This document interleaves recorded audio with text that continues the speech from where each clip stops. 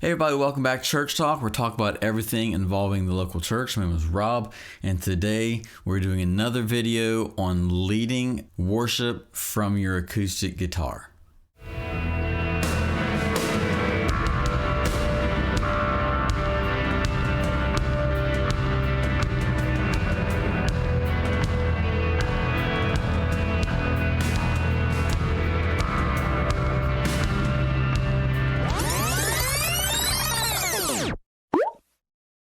On a previous video, I was talking about 3 tips on leading from the acoustic. Today, I want to dive just a little bit more in on leading from only the acoustic.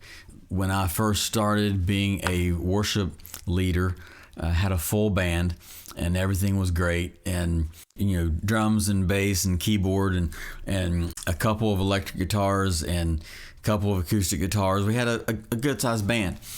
And then when the Lord led us away from there, we were, for lack of better words, I would say a solo act. It's not that we're an act out on the road or whatever, but when we would travel, it would just be me and my wife, and she would play a cajon at times, and I would play the guitar, and sometimes it was only the guitar, there was no cajon, and I would feel very empty, like I missed the full sound of the full band. I thought, without the full band, it just doesn't sound good. I don't like it. And I would complain to my wife, like, we need more people with us. We need a band. We need to get, but everywhere we would go, people would enjoy what was going on. They would tell us, thank you, God, and they would invite us back, and the Lord just opened doors for us. And I learned during that time, even though that I wanted more music, I wanted more full sound that's not needed for a time of worship. Now, all of us enjoy a full band. There's nothing wrong with having a full band. But there's always those nice moments, those good moments to where you just come together in a very simple form, whether it's just a keyboard and vocals, or sometimes even just vocals. But in this case, it was just the acoustic guitar. And like I say, I felt so just inadequate, I guess you could say,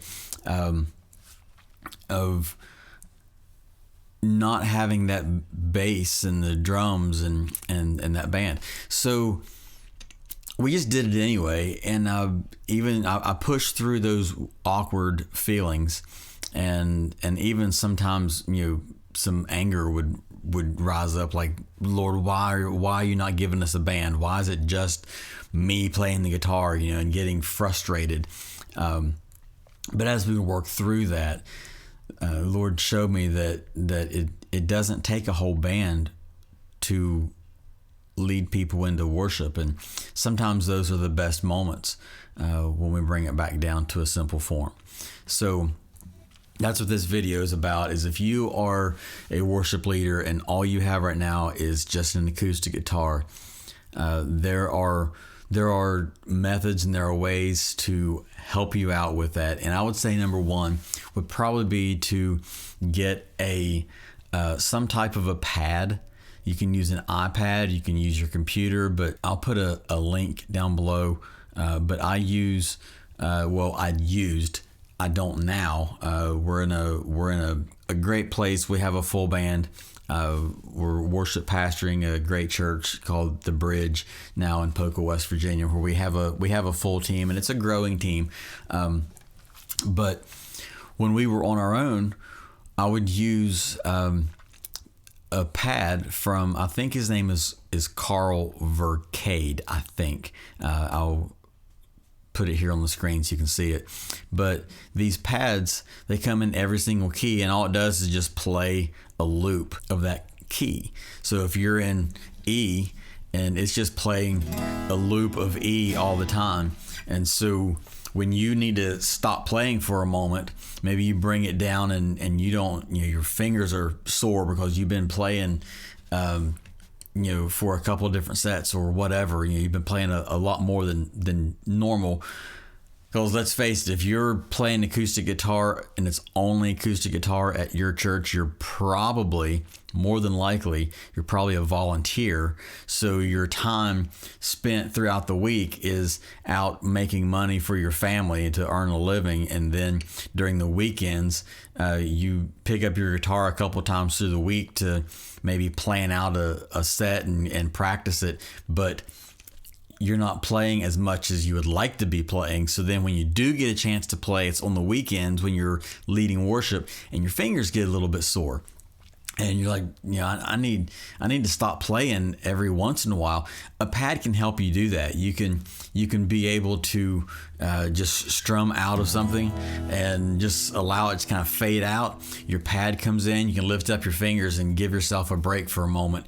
Your pad is still there, holding that root key of whatever you're in, and you can continue to sing something just in that root key. Then you can come back into it again.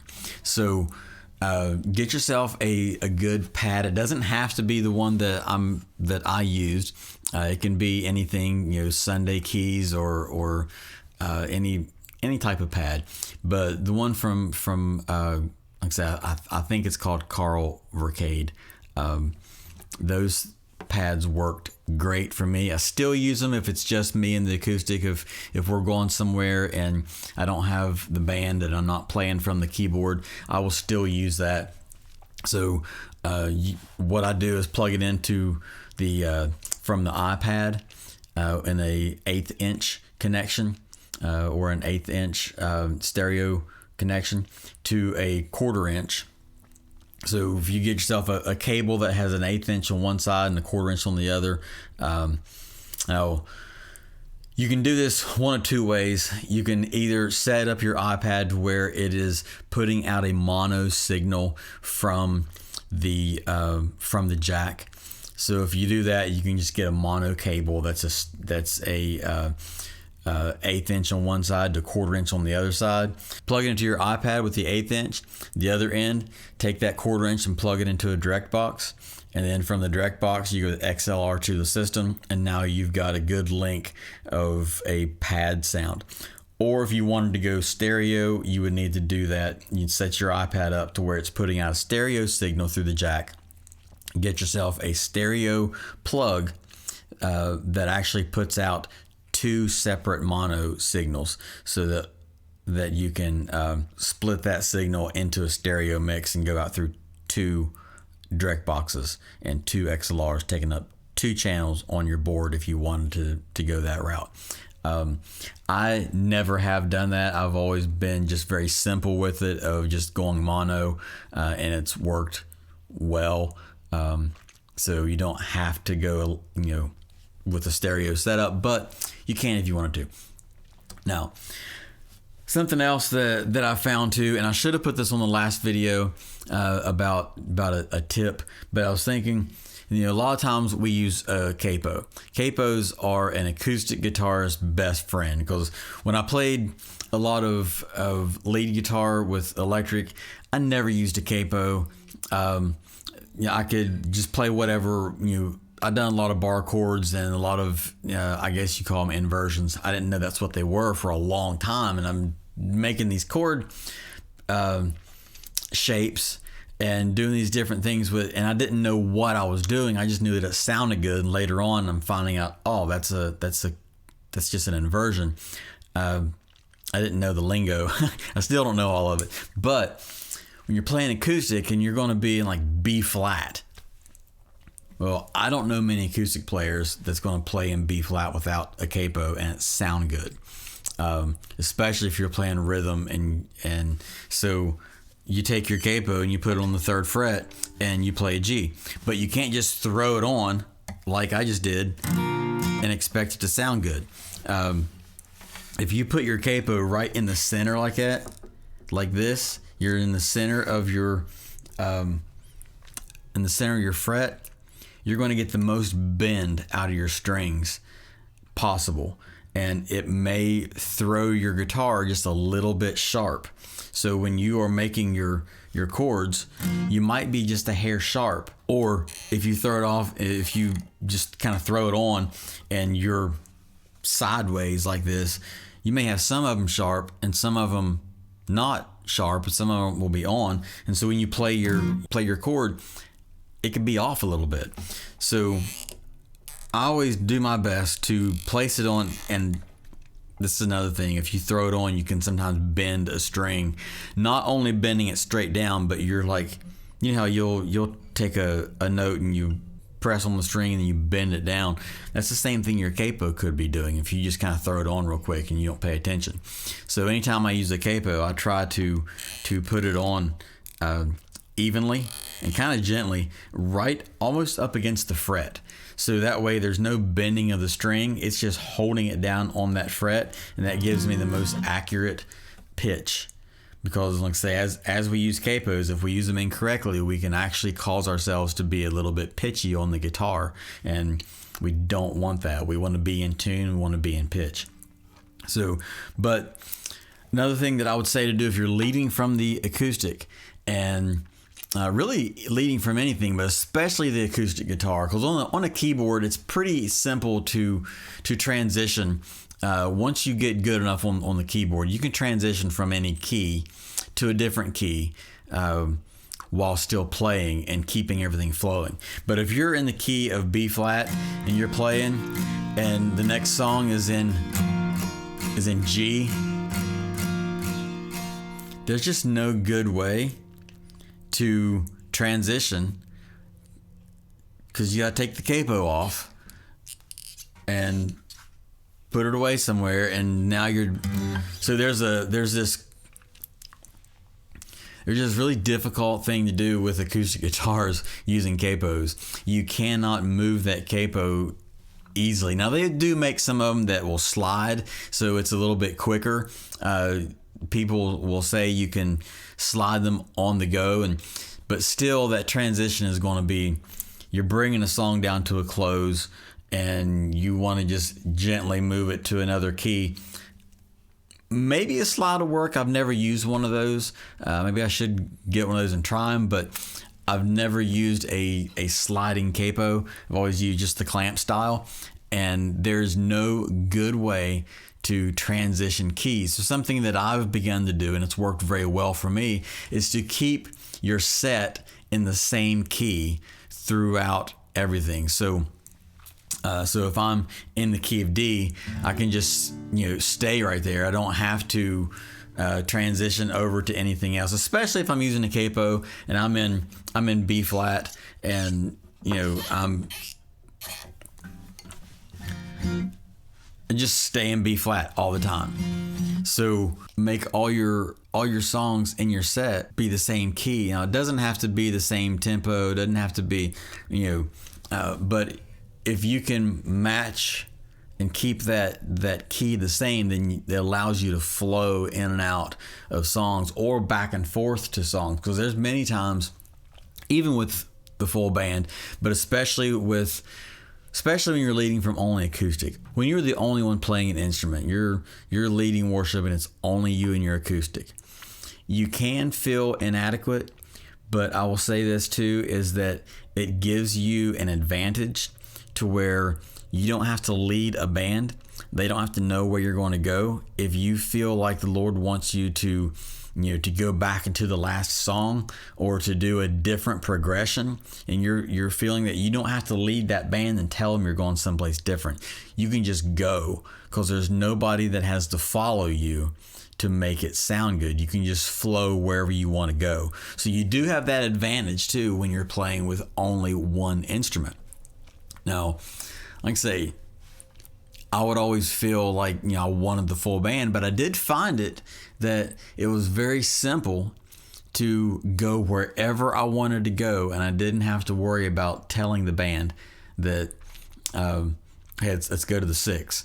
I didn't have to turn around and tell anybody let's go to the E minor, or whatever, because sometimes if your band doesn't know the number system, you're telling them chords. So yeah, there's a huge advantage to just leading from the acoustic as well. So don't feel like you are less when you're when you only have the acoustic. Sometimes if you need to feel like it is bigger, you want to feel like a bigger guitar, there's ways that you can work with your sound tech as well to where you can get a little bit of a bigger feel out of just one instrument. You know, different techniques and things that they can do to kind of make that one instrument feel bigger. But one thing I would say too is, and this is really a taste thing, or a preference thing, but for me, I use Elixir strings. I found those to be the most crisp sounding strings, and even when they're getting worn out, they still have a good crisp sound to them. So if you have a good quality guitar, even if you have a cheaper guitar that's not like the greatest, but that's just what you have, if you get a good set of strings, and like I say, I would recommend Elixirs. I like them because of how crisp they sound. You get a good set of strings, they can make a cheaper guitar sound better. But it's the same thing if you get a cheap set of strings that will sound dead really quick. You can make a really nice guitar sound like a cheap guitar as well. So your strings are really important on your playing. Also, if you're leading from the acoustic and it's only you, especially if you're like me and you're a volunteer, you work 40, 50 hours, whatever you're putting in your job, and you're playing on the weekends and you don't have time every single day to play. Like I was talking a moment ago, your fingers are going to get really sore really quick. So as you're playing on the weekends, your fingers are feeling the soreness then rather than your practice time.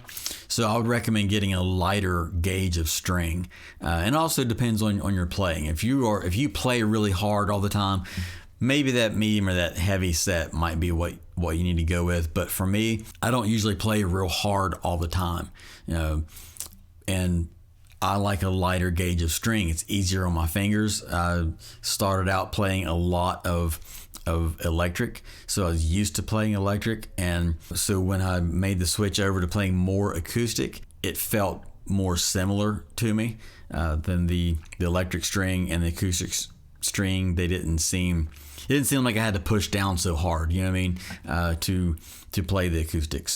So guys, I guess that's kind of my whole point of this video, just to encourage anybody that's out there that you are the only one in the band. You are the band playing the acoustic guitar. On one of the other videos, I was talking about how you can play your guitar and let it be a rhythm instrument as well. So if you were playing, say you're in D, and instead of just playing you can give it that rhythm.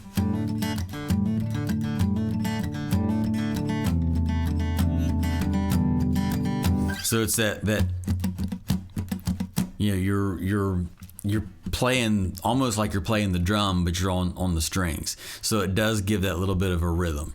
Now, like I say, there's some super talented people out there that play guitar and make it sound like a whole band. I'm not one of those people, but you can play your guitar with anointing. And I think that's kind of the main thing right there, is when you have the heart of worship and you just want to go lead people in worship, and it doesn't matter if it is with an acoustic guitar or with a keyboard or with the whole band, and you just go in with anointing, then the Lord's going to use you, and he's going to receive your worship, and people are going to go with you into the throne room worshiping the Lord. So don't feel like you're inadequate, and just go and do and be obedient to the Lord, what he's calling you to do. And in the moment, if all you have is your acoustic guitar and or your acoustic guitar and a cajon, then just go do it. Be obedient to the Lord. Go lead people, because this is a tool. Like I said earlier, we all want the big band. We all want like the whole thing, because it sounds great. We love it. But there's nothing wrong with only playing with an acoustic guitar. So you're out there and you're leading worship with just an acoustic guitar. You are not less than a band that has the full band. Don't ever feel like you're less than anybody, or you shouldn't be invited to certain places or whatever. Because I've had that mentality too. I thought, we're never going to go somewhere large. We're going to stay on the small scale all the time, because but that's not true. You look at many people, and And there's a lot of great worship leaders out there that they don't have a band that goes with them everywhere. It's just them and their acoustic. And many times when they're invited to go somewhere, they may be in front of thousands of people, leading thousands of people with just their acoustic guitar and themselves. So that is just a lie of the enemy, that you can't be used when it's just you and one instrument. So go do what the Lord has called you to do. And there are so many other videos out there that's similar to this one, that's giving a bunch of tips and things. But I just wanted to come on here and be an encouragement to somebody that may be playing only with the acoustic, and you're out there leading worship, and you're just, you need encouragement. Be encouraged today. Get yourself a pad. Number one, get a pad to where it will fill in just a little bit of that ambiance, or a little bit of that ambient chord. Make sure that when you use your capo, you're putting it on correctly. You're not bending any strings and causing any problems. But if you can, keep your sets in the same key, so you can flow in and out, and there's no stopping of just that harsh stop to where you got to take a capo off or whatever. But I'll also say this to a lot of worship leaders. Some people think that you have to talk between every single song. You don't have to do that. You can feel free to flow in and out of each song. And when you don't have a key change, it allows you to do that. Now, if you're used to talking between songs, that's okay, that's fine, but I would suggest not to talk so much.